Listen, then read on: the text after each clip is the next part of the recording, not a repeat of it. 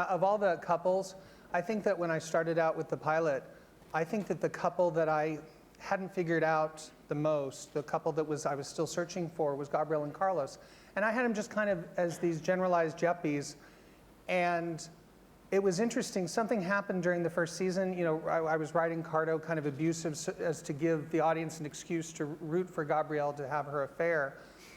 And at some point during the first season, I just hit upon the idea that, and you know, I'd written on the Golden Girls, and one of the tricks on the Golden Girls that the writers on that show used to say is how brilliant Rue McClanahan was, because no matter how selfish or vain her character acted, you still loved her.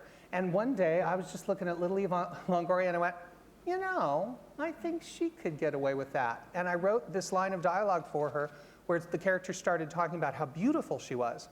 And Eva kind of trotted on over and said, do I have to talk about how beautiful I am? And I'm like, yeah, your character really thinks that. And she went, okay.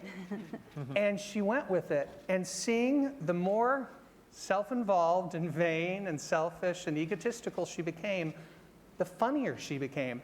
And what the big shock for me about this couple is, they became our go-to comedy couple because they were both so despicable to one another that it became just a joy. And I saw one of you guys wrote at some point, you compared them as like a modern day Ralph and Alice Cramden, and I think that comparison was apt. We have enjoyed watching them fight so much, and these guys have brought comedy layers to this couple that were not something I anticipated. And it has been one of the great joys of me doing this show, is to see what they've done with this relationship, and really how they took the ball and ran with it. And I'm so grateful for them.